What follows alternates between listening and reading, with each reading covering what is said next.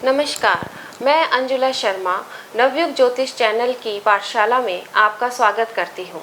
आज हमारे साथ हैं आचार्य डॉक्टर दिलीप कुमार जी। आज हम आचार्य जी से विवाह में देरी के संबंध में जानकारी प्राप्त करेंगे। जब भी बच्चे अपनी शिक्षा पूरी कर नौकरी शुरू करते हैं तो माता पिता को उनकी शादी की चिंता हो जाती है। ऐसे में कई बार बच्चों की शादी बहुत देरी से होती है, तो इसके क्या कारण हैं? नमस्कार जी। जब बच्चा अपनी शिक्षा पूरी कर कर नौकरी या व्यवसाय करता है तो माता पिता को उसकी शादी की चिंता हो जाती है। शादी के कई बहुत सारे रीज़न होते हैं, उनमें एक वंश वृद्धि भी होता है।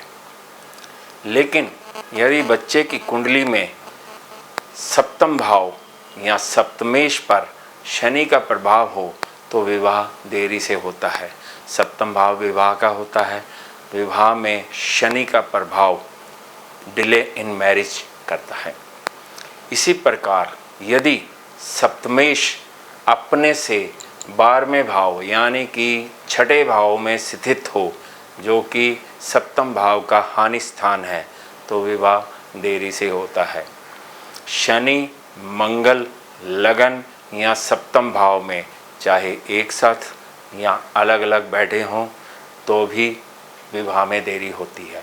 शनि और मंगल सेकंड भाव कुटुंब का भाव और अष्टम भाव में यदि स्थित हैं, चाहे एक साथ या अलग अलग बैठे हों तो विवाह में देरी होती है।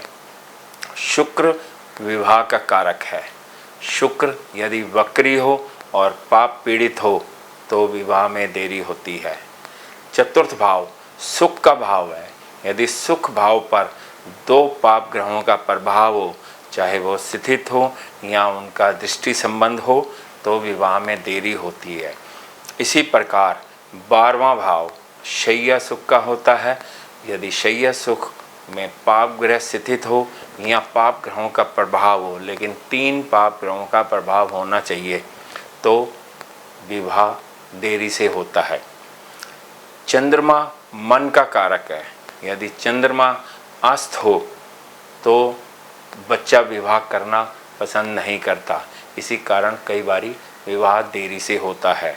चंद्रमा यदि पाप प्रभाव से पीड़ित हो तो भी विवाह में देरी होती है।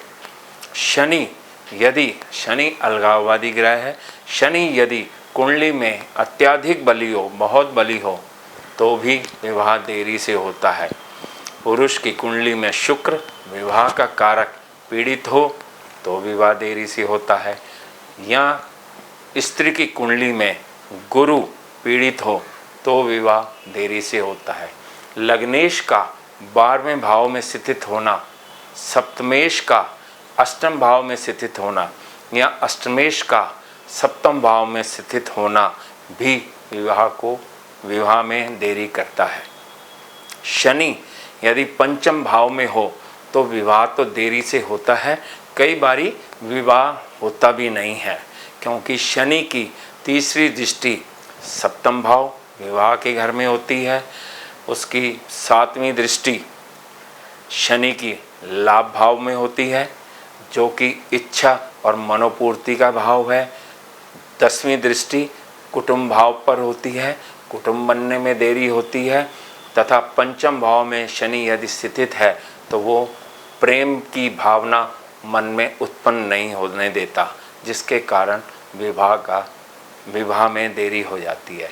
अतः शनि का प्रभाव सप्तम भाव और सप्तमेश पर जब भी होगा, विवाह देरी से होगा। अब मैं आपके सामने एक उदाहरण कुंडली के द्वारा देता हूँ। ये एक जातक की कुंडली है। जातक का जन्म सन 1972 में हुआ था। शनि उनके सप्तम भाव में बैठा है। वृश्चिक लगन की कुंडली है, वृश्चिक राशि की कुंडली है। शनि सप्तम भाव में बैठा है, जिसके कारण जातक का विवाह 37वें वर्ष में हुआ। शनि ने अपना प्रभाव दिखाया व विवाह में देरी की। विवाह होने के लगभग 2.25 साल बाद ही उनका डाइवोर्स भी हो गया, क्योंकि विवाह का कारक शुक्र राहु केतु एक्सेस में बैठा हुआ है। लग्नेश मंगल सूर्य से अस्त है, क्योंकि सूर्य की डिग्री 28 डिग्री 58 मिनट है और मंगल की डिग्री 26 डिग्री 23 मिनट है, जिसके कारण मंगल पूर्ण अस्त है। जातक के सोचने समझने की शक्ति कम हो जाती है। शनि की दृष्टि यदि चंद्रमा पर और शुक्र दोनों पर पड़ती है तो विवाह या तो होता ही नहीं है या बहुत देरी से होता है। चंद्रमा के ऊपर शनि की दृष्टि पड़ने से जातक को डिप्रेशन बहुत जल्दी, दुख, निराशा बहुत जल्दी हो जाता है तथा शुक्र राहु केतु एक्सिस में होने के कारण शनि की तीसरी दृष्टि व चंद्रमा पर 7वीं दृष्टि होने के कारण जातक का विवाह बहुत देरी से हुआ। आचार्य जी, आज हमने कुंडली में विवाह में देरी से संबंधित योगों के बारे में महत्वपूर्ण जानकारी प्राप्त की। इसके लिए आपका बहुत बहुत धन्यवाद। नमस्कार।